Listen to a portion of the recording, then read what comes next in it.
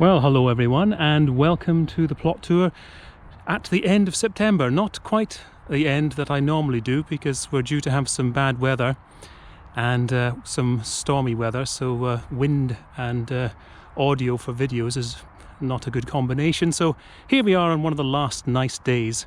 So as usual, we're kicking off with the rhubarb, which is collapsing. Which is not surprising really. It knows it's autumn, even though some other things aren't quite so sure. Marigolds are doing their thing. Taberry's all tied up for next year. And the wallflowers are coming on in their holding area. We've got some beetroot over there as well. We've got about 5 or 6 different locations for beetroot, so just sort of dotted around. So the strawberries are over effectively. We've taken the net off. They were getting slugged left, right and centre. You'd see what you thought was a usable one and you'd pick it up and half of it had gone. But the stars of the show at the moment are the leeks. Doing rather well, although we have had some starting to bolt. And the bean wigwams coming to the end. But they've done good service. Very happy with those. And those extra supports that I put in with the purple padding just to make sure I didn't bash my head on them. That did well against the summer storms, which we're getting more and more of these days. And the berry bushes, gooseberries and blackcurrants, they are also just dying off, quietening down for the winter. And here we have the sweet candle carrot bath. That's doing okay, as if what we've taken out so far has not had any carrot fly damage, even though I was a bit suspicious about the flies I was seeing flying around underneath the net. And the blueberries put on a fantastic amount of growth now towards the end of the season, and I'm really looking forward to their autumn colour. In fact, they've started to redden up already. So as the potatoes have come out, we've initially put in some French beans, which are almost ready, the first lot. But we're due to have some sort of 4 degrees at night spell towards the end of this week, which may well see them off. The other tubs, we've got some spring onions in. And we've got one more tub of Sarpo Axona. The last tub actually gave us £9.6, which I was very pleased with. So on to the courgettes. Some have got more mildew than others.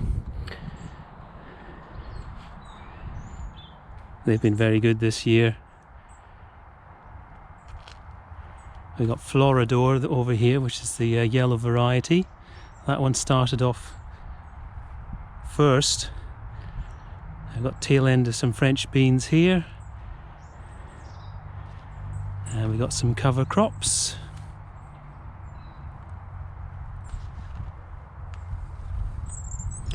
Coming round to the salsify.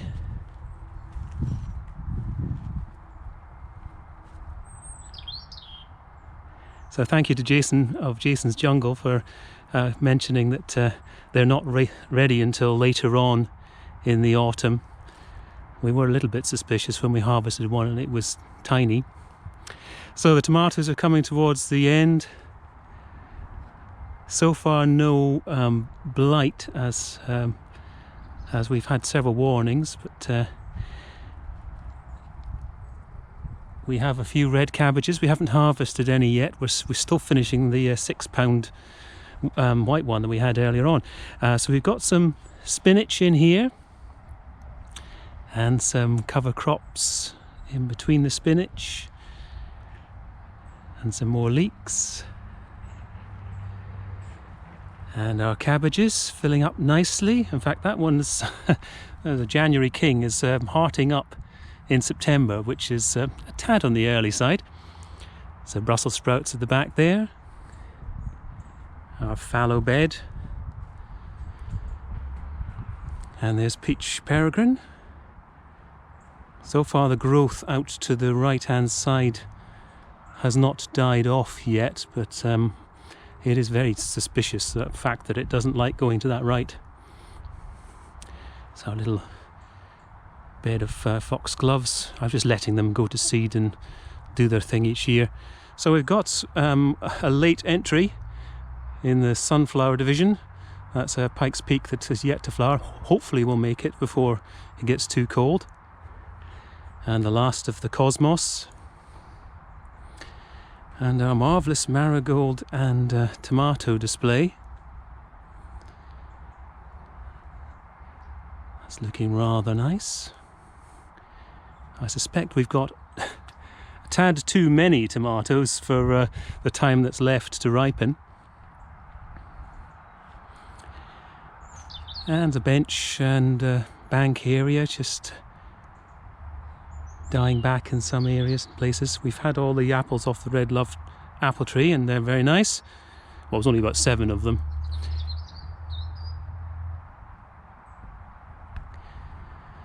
So the peppers in the quad grow, they've been okay, but not really any better than the ones in the ground. So I'm thinking that we might actually grow some aubergines in here, inspired by Richard of My Allotment Life, who's done 2 varieties, and they look outside and they look very good. And he's up there in London, so up north from us. So we're down in Surrey, sunny Surrey, so we should definitely be able to do it. So we've got a couple of our dahlia cuttings have started to show signs of life. I think that's the Otto's Thrill with a cafe au lait beside there. And our comfrey coming back.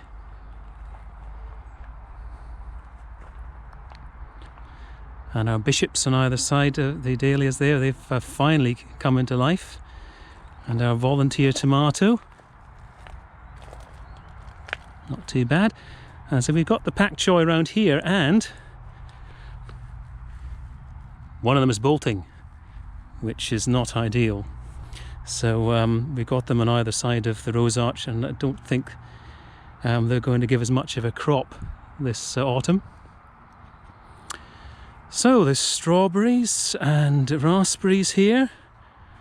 I've learned a lesson, as if I'm going to have to take this bar off because the birds are just perching on it and pooping on the raspberries.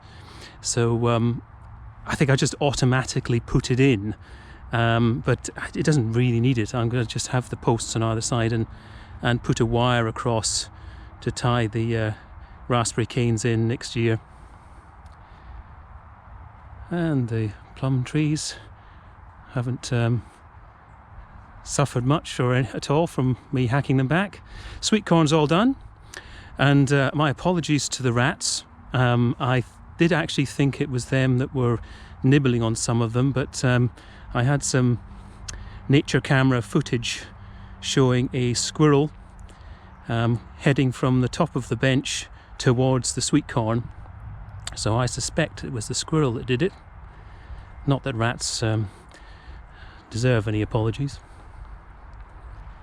So we've got a cover crop in here and some red cabbage at the end there. Some bolting lettuce and tomatoes just finishing off. We've got the peppers. And I would say they're doing better actually in the ground than they've been doing in the quad grow.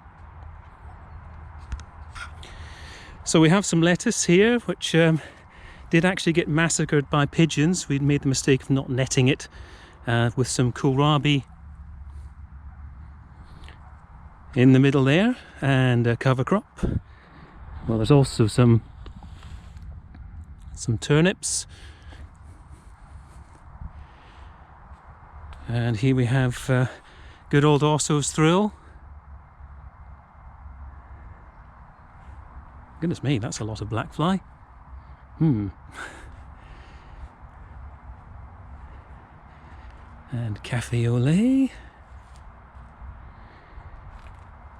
And the apple tree espaliers are starting to shoot away again after their summer prune back. Another courgette. I can't remember who it was that I was watching who said about their initial fruiting from their butternut was quite small, and then subsequently in the same plant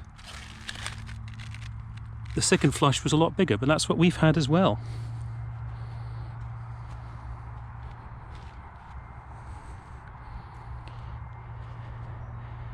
Okay, so we've got various things, and beetroot again. So we're thinking of doing away with the lavender walk, because basically there's no walk when the lavender is actually fully up. So we're going to be moving those around the plot and thinking of a smaller flower to go in there, so we can actually get down. Probably going to move the Naughtia as well.